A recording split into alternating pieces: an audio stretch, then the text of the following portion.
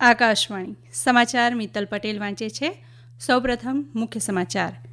કેન્દ્રીય નાણામંત્રી નિર્મલા સીતારમણે વર્ષ 2024-25નું બજેટ રજૂ કર્યું. કૃષિ, સૂક્ષ્મ, લઘુ અને મધ્યમ એકમો, ઉત્પાદન અને માળખાકીય ક્ષેત્રો પર ભાર મૂકતા શ્રેણીબદ્ધ પગલાં જાહેર કર્યા. પગારદાર કરદાતાઓ માટે સ્ટાન્ડર્ડ ડિડક્શન 50,000 રૂપિયાથી વધારી 75,000 રૂપિયા કરાયું. કરમાળખામાં ફેરફાર કરાયો. પ્રધાનમંત્રી નરેન્દ્ર મોદીએ બજેટને આવકારતા જણાવ્યું કે આ અંદાજપત્ર સમાવેશી વિકાસ, સમાજના દરેક વર્ગને લાભકારી નીવડશે. કોંગ્રેસે અંદાજપત્રની ટીકા કરી. દેશના ઉદ્યોગ જગતે અંદાજપત્રને આવકાર્યું.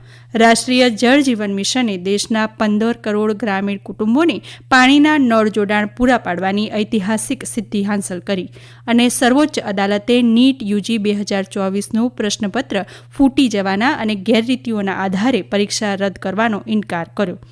સમાચાર વિગતવાર. કેન્દ્રીય નાણામંત્રી નિર્મલા સીતારમણે આજે નાણાકીય વર્ષ 2024-25નું બજેટ રજૂ કર્યું હતું. લોકસભામાં બજેટ રજૂ કરતા સુશ્રી સીતારમણે કૃષિ, લઘુ, સૂક્ષ્મ અને મધ્યમ એકમો, ઉત્પાદનો અને માળખાકીય ક્ષેત્રો પર ભાર મૂકતા શ્રેણીબદ્ધ પગલાં જાહેર કર્યા હતા. પગારદાર કર્મચારીઓને સ્ટાન્ડર્ડ ડિડક્શનમાં વધારો અને નવી કર પ્રણાલી હેઠળ કરમાળખામાં ફેરફાર દ્વારા મોટી રાહત આપવામાં આવી છે. એનડીએ સરકારની ત્રીજી મુદતનું પ્રથમ બજેટ રજૂ કરતા નાણામંત્રીએ જણાવ્યું હતું કે વિકસિત ભારતનો સંકલ્પ સાકાર કરવા કુલ 9 પ્રાથમિકતાઓ નક્કી કરાઈ છે, જેમાં ખેતીની ઉત્પાદકતા વધારવા, યુવાનોમાં રોજગારી અને કાર્યકુશળતા વધારવા, માનવ સંસાધન વિકાસ, સામાજિક ન્યાય, શહેરી વિકાસ, ઉત્પાદન અને સેવા ક્ષેત્રમાં સુધારો, ઉર્જા, સલામતી, સંશોધન અને વિકાસનો સમાવેશ થાય છે. તેમણે જણાવ્યું કે ગરીબો, મહિલાઓ, યુવાનો અને ખેડૂતોના કલ્યાણ પર સરકારનું વિશેષ ધ્યાન છે.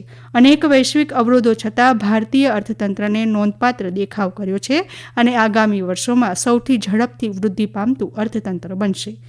પ્રથમ નોકરી કરનાર કર્મચારી માટે નવી સ્કીમ જાહેર કરવામાં આવી, જેમાં સરકાર 1 લાખ રૂપિયા સુધીની માસિક આવક ધરાવનાર વ્યક્તિ કર્મચારી ભવિષ્ય નિધિમાં નોંધણી કરાવશે તો તેને 3 હપ્તામાં રૂપિયા 15,000 ચૂકવવામાં આવશે. દેશની 500 કંપનીઓમાં 5 કરોડ યુવાનોને ઇન્ટર્નશીપ પર રાખવામાં આવશે, જેમાં 5,000 રૂપિયા ભથ્થું અને 6,000 રૂપિયાની સહાય આપવામાં આવશે. પગારદાર કરદાતાઓને રાહતમાં સ્ટાન્ડર્ડ ડિડક્શન 50,000 રૂપિયા વધારીને 75,000 રૂપિયા કરવામાં આવ્યું. ફેમિલી પેન્શનર્સ માટેનું સ્ટાન્ડર્ડ ડિડક્શન પણ 15,000 રૂપિયાથી વધારી 25,000 કરવામાં આવ્યું છે. નવી કર પ્રણાલી માટે કર માળખું સુધારવામાં આવ્યું, જેમાં રૂપિયા 3 લાખ સુધીની આવક પર કોઈ વેરો નહીં લાગે. આગામી 2 વર્ષમાં 1 કરોડ ખેડૂતોને પ્રાકૃતિક ખેતી તરફ વાળવામાં આવશે. સોના અને ચાંદી પરની કસ્ટમ ડ્યુટી ઘટાડી 6% અને પ્લેટિનમ પરની ડ્યુટી 6.4% કરવામાં આવી. પીએમ આવાસ યોજનાના બીજા તબક્કા હેઠળ 1 કરોડ શહેરી ગરીબ અને મધ્યમ વર્ગના પરિવારો માટે આવાસ બનાવવા 10 લાખ કરોડ રૂપિયાનું રોકાણ કરાશે. બિહાર, ઝારખંડ, પશ્ચિમ બંગાળ, ઓડિશા અને આંધ્રપ્રદેશને આવરીને પૂર્વના રાજ્યોના સર્વાંગી વિકાસ માટે પૂર્વોદય યોજના ઘડવામાં આવી છે. બજેટમાં સૂક્ષ્મ, નાના અને મધ્યમ ઔદ્યોગિક એકમો અને ઉત્પાદનો પર ખાસ ભાર મૂકવામાં આવ્યો છે. મુદ્રા લોનની મર્યાદા 10 લાખ રૂપિયાથી વધારી 20 લાખ રૂપિયા કરવામાં આવી. ખેડૂતો માટેની સહાય જાહેર કરતા સુશ્રી સીતારમણે જણાવ્યું કે જમીન નોંધણીમાં 6 કરોડ ખેડૂતોની માહિતી આપવામાં આવશે અને 5 રાજ્યોમાં નવા કિસાન ક્રેડિટ કાર્ડ આપવામાં આવશે. પ્રધાનમંત્રી નરેન્દ્ર મોદીએ બજેટને આવકારતા જણાવ્યું હતું કે આ અંદાજપત્ર સમાવેશી વિકાસ, સમાજના દરેક વર્ગને લાભકારી નીવડશે અને વિકસિત ભારતનો માર્ગ પ્રશસ્ત કરશે. રાષ્ટ્રને વિકાસની નવી ઊંચાઈએ લઈ જનાર અંદાજપત્ર માટે પ્રધાનમંત્રીએ તમામ નાગરિકોને અભિનંદન આપતા આ મુજબ જણાવ્યું હતું. ये बजट समाज के हर वर्ग को शक्ति देने वाला बजट है. ये देश के गांव, गरीब किसान को समृद्धि की राह पर ले जाने वाला बजट है. पिछले 10 वर्षों में 25 करोड़ लोग गरीबी से बाहर निकले हैं. ये जो न्यू मिडिल क्लास बना है, ये बजट उनके सशक्तिकरण की निरंतरता का बजट है.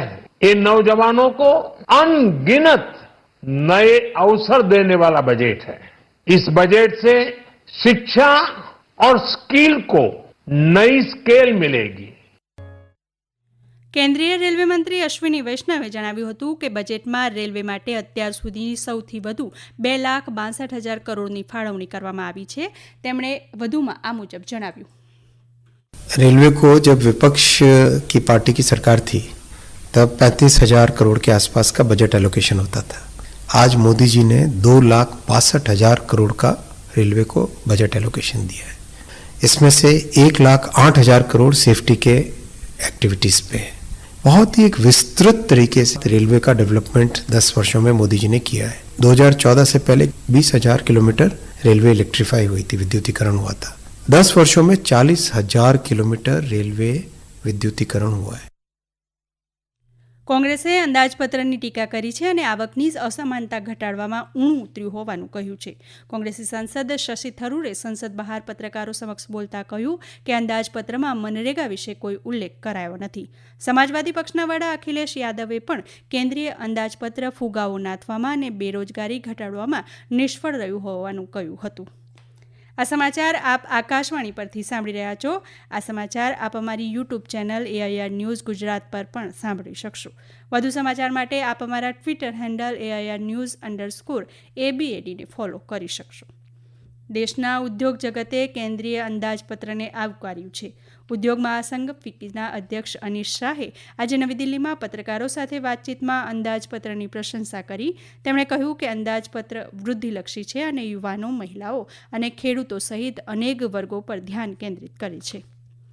વાણિજ્ય અને ઉદ્યોગ મંત્રી પિયુષ ગોયલે કેન્દ્રીય અંદાજપત્ર 9 પ્રાથમિકતાઓ પર સતત ધ્યાન કેન્દ્રિત કરનારું ગણાવી તેને ઉત્કૃષ્ટ હોવાનું જણાવ્યું હતું. તેમણે આશા વ્યક્ત કરી હતી કે આગામી વર્ષોમાં તે દેશને વિકાસના પથ પર દોરી જશે અને મહત્વના વિવિધ ક્ષેત્રોના અપાર તકોના દ્વાર ખોલશે. એક અગત્યની જાહેરાત. સંસદમાં આજે રજૂ થયેલા અંદાજપત્ર અંગે આકાશવાણી અમદાવાદના પ્રાદેશિક સમાચાર વિભાગ દ્વારા આજે રાત્રે 9:15 વાગે વિશેષ ચર્ચા પ્રસારિત કરાશે. વરિષ્ઠ પત્રકાર જયવંત પંડ્યા અને પ્રાદેશિક સમાચાર વિભાગના અનિલ પટેલ આ ચર્ચામાં ભાગ લેશે. આકાશવાણી અમદાવાદ વડોદરા કેન્દ્ર પરથી તેમજ વિવિધ ભારતીના 96.7 FM પરથી આ કાર્યક્રમ સાંભળી શકાશે. તો અચૂક સાંભળશો આજના અંદાજપત્ર વિશેની વિશેષ ચર્ચા રાત્રે 9:15 વાગે. અગત્યની જાહેરાત પૂરી થઈ. રાષ્ટ્રીય જળ જીવન મિશને દેશના 15 કરોડ ગ્રામીણ કુટુંબોને પાણીના નળ જોડાણ પૂરા પાડવાની ઐતિહાસિક સિદ્ધિ હાંસલ કરી છે. આ અભિયાને કેવળ 5 જ વર્ષમાં 12 કરોડ નવા જોડાણ પૂરા પાડ્યા છે. વર્ષ 2019 સુધી દેશના ગ્રામ વિસ્તારોમાં 3 કરોડ ઘરોને નળથી પાણી મળતું હતું. વર્ષ 2018માં આ અભિયાન અંતર્ગત 2024 સુધીના દેશના ગ્રામ્ય વિસ્તારોના તમામ ઘરોને નળથી પાણી પૂરું પાડવાનો લક્ષ્યાંક રખાયો હતો. જળશક્તિ મંત્રી CR પાટીલે આજે જણાવ્યું હતું કે આ સિદ્ધિએ ગ્રામજનોને કેવળ ચોખ્ખા પાણીની જ ભેટ નથી આપી, પરંતુ તેમના જીવન ધોરણમાં પણ સુધારો કર્યો છે. સર્વોચ્ચ અદાલતે પૂર્વ સ્નાતક પ્રવેશ પરીક્ષા NEET UG 2024 પરીક્ષા પ્રશ્નપત્ર ફૂટી જવાના અને ગેરરીતિઓના આધારે રદ કરવાનો ઇનકાર કર્યો છે. મુખ્ય ન્યાયાધીશ ન્યાયમૂર્તિ DY ચંદ્રચૂડ, ન્યાયમૂર્તિ JB પારડીવાલા અને ન્યાયમૂર્તિ મનોજ મિશ્રાની બનેલી ખંડપીઠે આજે આ ચુકાદો આપ્યો. અદાલતે કહ્યું હતું કે સમગ્ર પરીક્ષાની પવિત્રતાને અસર કરતા હોય તે રીતે પેપર ફૂટ્યું હોય એવા કોઈ નિર્દોષ કે પુરાવા મળ્યા નથી. સમગ્ર પરીક્ષા ફરી લેવાના આદેશથી 23 લાખ જેટલા વિદ્યાર્થીઓ પર ગંભીર અસરો પડશે અને શૈક્ષણિક સત્રનું સમયપત્ર ખોરવાશે. પરિણામે આગામી વર્ષોના શિક્ષણ ઉપર પણ બહુગામી અસર પડશે. તેથી સમગ્ર પરીક્ષા રદ કરી શકાય નહીં. પૂર્વ આફ્રિકન દેશ ઇથોપિયામાં જમીન ધસી પડવાથી મૃત્યુ પામેલાનો આંક વધી આજે 155 થયો છે. સત્તાવાર પ્રસાર માધ્યમોએ જણાવ્યું હતું કે ઇથોપિયાના દક્ષિણી જિલ્લા ગેઝે કોફા જિલ્લામાં ગઈકાલે સવારે આ દુર્ઘટના ઘટી હતી. અત્યાર સુધી બાળકો અને મહિલાઓ સહિત 55 મૃતદેહો બહાર કાઢવામાં આવ્યા છે. બચાવ કામગીરી હજુ ચાલી રહી છે. અંતમાં મુખ્ય સમાચાર ફરી એકવાર. કેન્દ્રીય નાણામંત્રી નિર્મલા સીતારમણે વર્ષ 2024-25નું બજેટ રજૂ કર્યું. કૃષિ, સૂક્ષ્મ, લઘુ અને મધ્યમ એકમો, ઉત્પાદન અને માળખાકીય ક્ષેત્રો પર ભાર મૂકતા શ્રેણીબદ્ધ પગલાં જાહેર કર્યા. પગારદાર કરદાતાઓ માટે સ્ટાન્ડર્ડ ડિડક્શન 50,000 રૂપિયાથી વધારીને 75,000 રૂપિયા કરાયું. કર માળખામાં ફેરફાર કરાયો. પ્રધાનમંત્રી નરેન્દ્ર મોદીએ બજેટને આવકાર્યું. કોંગ્રેસે અંદાજપત્રની ટીકા કરી. દેશના ઉદ્યોગ જગતે અંદાજપત્રને આવકાર્યું. અને સર્વોચ્ચ અદાલતે NEET UG 2024નું પ્રશ્નપત્ર ફૂટી જવાના અને ગેરરીતિઓના આધારે પરીક્ષા રદ કરવાનો ઇનકાર કર્યો. આકાશવાણી પરથી સમાચાર પૂરા થયા.